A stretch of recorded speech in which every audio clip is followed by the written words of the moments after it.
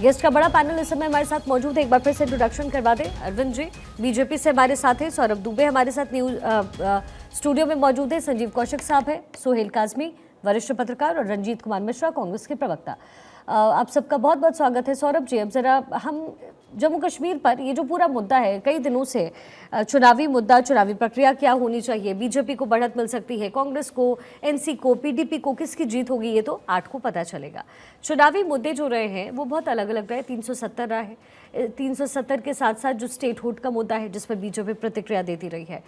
बदली कश्मीर की जो बदली हुई तस्वीर अभी अभी आपने टेलीविजन स्क्रीन पर देखी, क्या लगता है 370 हटने के बाद क्या बदला है? और चूंकि 370 की बहाली की बात जो पॉलिटिकल पार्टीज है अदर देन बीजेपी वो इस समय कर रही है, क्या ये सिर्फ चुनावी स्टंट है? वहां की जनता के मन में क्या? देखिए, सबसे पहले तो आज कश्मीर में चुनाव है और सभी कश्मीरियों को जो है वो अपने अधिकार का प्रयोग करते हुए वोट करना चाहिए अधिक से अधिक मात्रा में। ऐसा मैं अपील करता हूं आपके चैनल के माध्यम से। और बिल्कुल ठीक कहा आपने, 370 के पहले क्या था, 370 हटने के बाद क्या कश्मीरियों को मिला। देखिए, 370 हटने के बाद लगातार देश में जो सबसे बड़ी समस्या कश्मीर के अंदर दिखाई देती थी हमें, वो थी आतंकवाद से जूझ रहा कश्मीर, वो था जो पत्थरबाजियों से जो है जूझ रहा कश्मीर, वो था जो फंड सेंट्रल से जाता था वो जो लोगों तक नहीं पहुंचता था, विकास के कार्यों में नहीं पहुंचता था, उससे जूझ रहा कश्मीर। और 370 के बाद फायदा क्या हुआ? कश्मीर में जो है लगातार आपने देखा टूरिस्ट पैलेस बढ़ने की संख्या। मुझे याद है, मैं तो मंत्रालय में भी रहा हूँ उस समय, मैं हमारी ड्यूटी लगाई गई थी जैसे ही लॉकडाउन खत्म हुआ वहाँ पर, और उसके बाद 370 लगा। 370 हटने के बाद तुरंत जो है हम लोग गए वहाँ पर तमाम टूरिस्ट पैलेस का हमने उद्घाटन किया। दूध पथरी नाम की एक जगह है जो है, दूध पथरी में जो है आज तमाम जो है आप जाकर के देखेंगे टूरिस्टों की संख्या जो है वो पहले वहां लोग जाने की हिम्मत नहीं करते थे। जिस प्रकार से लाल चौक का एक वातावरण वहां पर फैलाया गया, माहौल बना हुआ था कि कोई बड़े से बड़े नेता अगर दिल्ली से जाता भी था तो वह इतनी हिम्मत नहीं जुटाता था कि वो लाल चौक जो है एक बार उनसे कश्मीरियों से मिलकर के आ जाए। जिस प्रकार से आपने सुशील शिंदे जी का भी बयान सुना, कुछ दिन पहले ही उन्होंने दिया था कि लाल का चौक पे जाने के लिए उनको ऊपर से आदेश आया और वो गए, लेकिन वो किस हालत में गए, डरे हुए, सहमे हुए। आज उन्हीं के नेता राहुल गांधी जी जब लाल चौक पे घूमते हैं, जब कश्मीर की वादियों में घूमते हैं, जब आइसक्रीम खाते हैं, वहां पर जो है बर्फ के गोले के साथ खेलते हैं दोनों भाई बहन, तो कितना अच्छा लगता है। ऐसा परिदृश्य जो है वो आपको भी अच्छा लगेगा, हमें भी अच्छा लगेगा, पूरे देश की जनता को अच्छा लगेगा। तो ये बदलाव जो कश्मीर के अंदर आया है, सुख और शांति, जो सबसे बड़ी चीज थी सुख और शांति और राष्ट्रवाद। देखिए, राष्ट्रवाद होना बहुत जरूरी है। अगर आप एक ही देश में रह करके 2 झंडे की बात करेंगे तो कहीं ना कहीं ये जो है अलगाववाद की बात होती है वहां पर। और कहीं ना कहीं आज जो 2 झंडे 2 निशान वो खत्म होकर के एक तिरंगे के नीचे जो लाल चौक पे तिरंगा फहरता है उसके नीचे खड़े होकर के कश्मीरी आज अपना व्यवसाय भी कर रहे हैं, वहां पर अपनी नौकरियां भी कर रहे हैं, और साथ ही साथ जो है जितने टूरिस्ट जा रहे हैं बाहर से भी आ रहे हैं, विदेशों से जो है वो बिना भय के, बिना के सब कुछ बिना छोड़ करके सुरक्षा के माहौल में और एक अच्छे शांत वातावरण में पूरे कश्मीर को, चाहे वो डल झील का एरिया हो, चाहे वो गुलमर्ग का हो, चाहे वो घाटी में अंदर जाने का हो। क्योंकि देखिए, मुझे याद है हम डीडीसी के इलेक्शन में वहां पर थे और डीडीसी के इलेक्शन में भी घाटी में जो है भारतीय जनता पार्टी ने उस समय 2 सीटें जीती थी। जम्मू में तो लगातार जीतती थी, लेकिन 370 हटने के बाद जो भारतीय जनता पार्टी को पहला लाभ मिला था वो डीडीसी के इलेक्शन में मिला था और लोगों ने बढ़ चढ़ करके चुनाव में भाग लिया था। देखिए, मैं कश्मीरियों को सलाम करता हूं, इसलिए सलाम करता हूं कि चाहे वो कितने भी आतंक के साए में पहले रहे हो और उस समय भी वो वोटिंग करते थे, और आज जब उनको सुरक्षा का माहौल दिया गया है, जब उनको ऐसा माहौल दिया गया है कि आप अपनी बातें जो है वो खोल करके रखिए, जो आप कश्मीरी चाहते हैं उसका सरकार स्वागत कर रही है। वहां पर जो है एलजी मनोज सिन्हा रहे, वो लगातार जो कश्मीरियों के बीच में जाते रहे। तो मुझे लगता है कि जो कश्मीरी हैं वो खुद चुनाव में आना चाहते हैं। बदलाव की जो है कुल मिलाकर के सौरभ जी एक तस्वीर पेश करने की कोशिश की गई है। सोहेल जी, अगर ये गतिविधियां हो रही थी जिसका जिक्र सौरभ जी ने किया, हमने कई तस्वीर तो खैर हमने खुद भी देखी है, तो फिर इसके लिए जिम्मेदार कौन है? और अगर जिम्मेदारी किसी पॉलिटिकल पार्टी की है तो इस समय जो मैंडेट वो पॉलिटिकल पार्टीज फेंक रही है, जो चुनावी मुद्दे बनाया जा रहा है, क्या जनता वहां की इसका समर्थन करती है? देखिए, लोग जो होते हैं जम्मू कश्मीर की, अगर आप हिस्टोरिकल पर्सपेक्ट देखें, जम्मू कश्मीर के लोग जो है आपसी रवादारी पे बिलीव करते हैं, अपनी जमहूरियत पे बिलीव करते हैं। 99.9% मैं लोगों की बात कर रहा हूँ। अगर आप पूरा हिस्टोरिकल, सूफीज्म की एक लैंड है कश्मीर में और मंदिरों का शहर है जम्मू, और जम्मू कश्मीर की हॉस्पिटैलिटी जो है पूरी दुनिया में फेमस है। 0.1% जो फ्रिंज एलिमेंट्स थे, और मैं हमेशा कहता हूं कि हमारा पड़ोसी मुल्क जो है वो पाकिस्तान है, और 100 से ज्यादा पॉइंट्स पे वो कहीं ना कहीं हमारे बॉर्डर से जुड़ता है, और वो इन्फिल्ट्रेट करता रहता है। पहले भी करता था, आज भी करता है, आगे भी करता रहेगा, क्योंकि पाकिस्तान के पास तो और कोई मुद्दा नहीं है सिवाय कश्मीर के राग के, जिसको वो रागता है और फाइनेंशियल एड लेता है मुस्लिम ममालिक से। अब ये एक 2010 के बाद जो एक क्लियर मैसेज जो नरेंद्र मोदी जी ने दे दिया, क्रॉस द LOC, के बातचीत और गन इकट्ठी नहीं चलेगी। और उसके बाद जितने भी आर्मी के ऑपरेशंस थे, जिसमें ऑपरेशन ऑल आउट बड़ा सक्सेसफुल रहा, लोगों का जो ह्यूमन इंटेलिजेंस हम बोलते हैं वो रिमार्केबल रहा with paramilitary, specially with army borders के इलाकों में। और वो लोगों को जो है, लोगों का जो जज्बात है उस पे ये सरकार जो है, मुझे लगता है कि जज्बात जो है वोट में तब्दील जरूर होगी। किस पॉलिटिकल पार्टी को वोट डालती है संजीव जी, जैसा कि सुहेल जी ने कहा कि जो वहाँ की आवाम है उनके मन में क्या भरा गया, ये बहुत इंपॉर्टेंट है। और आज भी जब 370 का मुद्दा होता है और जो पॉलिटिकल पार्टीज है जब पटल पर रखती है कि 370 की बहाली होगी, 370 की बहाली इतनी आसान है क्या? देखिए, मैंने शुरुआती दौर में ही कहा कि ये आसान नहीं और शायद संभव भी नहीं है। 370 अब बीते दिनों की बातें हो गई हैं, लेकिन वहाँ के लोगों के मन में क्या 370 हटाने के बाद में सरकार के प्रति वो उदारता है, वो सोचती है कि 370 हटाने के बाद में हमारी स्थिति बेहतर हुई है, या उन्हें ऐसा लगा कि 370 हटाने के बाद में हमारे जो हक हुकूक थे, जो जमहूरियत कश्मीरियत की बात की जा रही थी, जो उस समय के वहाँ के चुने हुए प्रतिनिधि थे, जिस तरह से उनको नज़रबंद कर दिया गया, तो वो क्या आक्रोश अभी तक उनके जेहन में है, या सचमुच में बदले हुए परिस्थिति में वो बेहतर माहौल वहाँ महसूस कर रहे हैं? यदि वो बेहतर माहौल महसूस कर रहे हैं तो निश्चित तौर पे भारतीय जनता पार्टी के लिए ये बेहतर है। लेकिन यदि उन्हें लगता है कि हमारे हकों पे हकमारी की गई, हमारी खुशी को ध्यान में नहीं रखा गया और पूरे हिंदुस्तान की खुशी को ध्यान में रखा गया, यह देखते हुए कि हिंदुस्तान का एक अभिन्न अंग जम्मू कश्मीर है, पूरे हिंदुस्तान में जश्न का माहौल मनाया जा रहा था 370 हटाने के बाद में, और जम्मू कश्मीर में सन्नाटा छाया हुआ था, तो क्या उनका मन परिवर्तन हुआ है? उन्हें ऐसा लग रहा है कि अब सब कुछ बेहतर हो रहा है? ये बेहद महत्वपूर्ण है। हम बैठ के यहाँ से क्या सोचते हैं ये माने नहीं रखता है, वहाँ की आवाम क्या सोचती है ये महत्वपूर्ण है। अरविंद जी, जरा आपका भी रिएक्शन में चाहूंगी, क्योंकि जमहूरियत की बात होती है, स्टेटहुड की बात होती है, ये तो बहुत ही डेफिनेट सवाल है जो पूछा गया कि भाई आप स्टेटहुड का दर्जा क्यों नहीं दे रहे।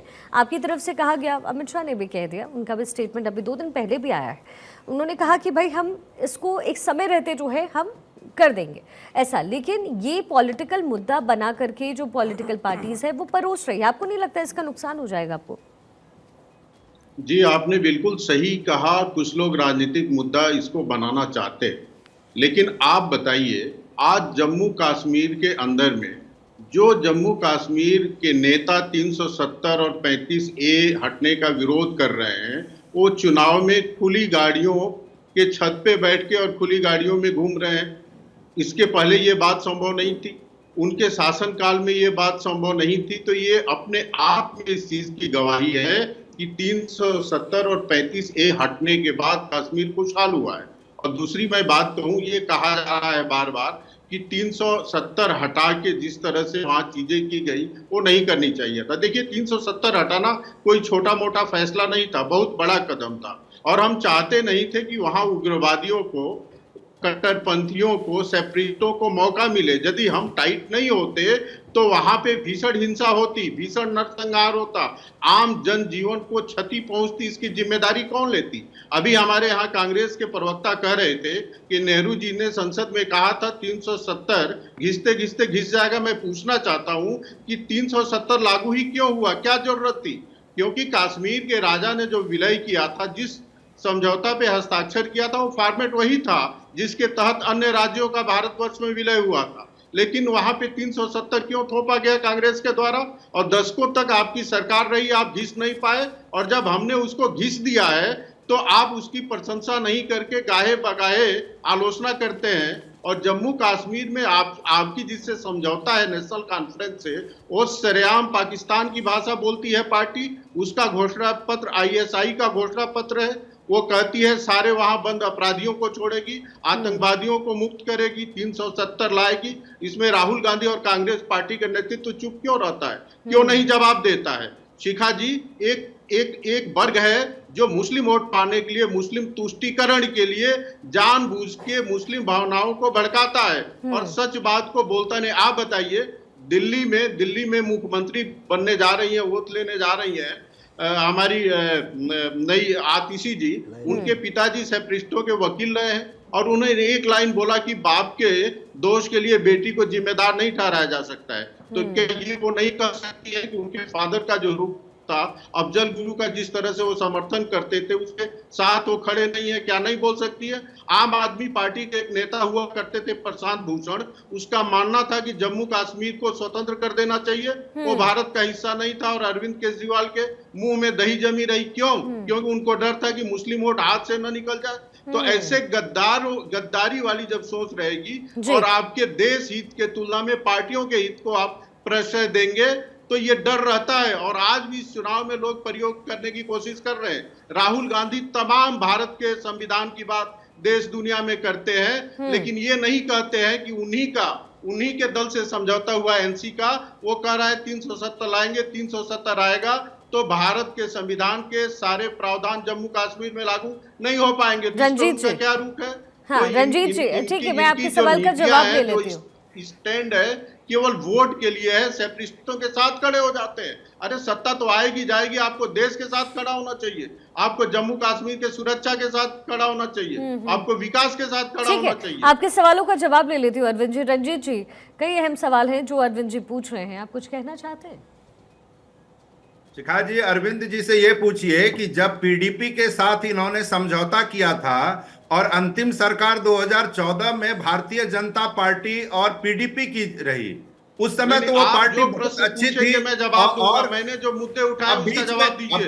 बीच में ना बोले अरविंद जी, सुनने का धैर्य रखें, बीच में ना बोले। बीच में नहीं बोल रहा हूँ। अच्छा रंजीत जी, जरा मैं वापस आती हूँ, बीजेपी कैंडिडेट हैं, क्या कह रही है जरा सुनिए। अहमियत कुछ इस तरह से है कि यहाँ की जनता जो है वो अमन चाहती है, शांति चाहती है, सुकून चाहती है, डेवलपमेंट चाहती है।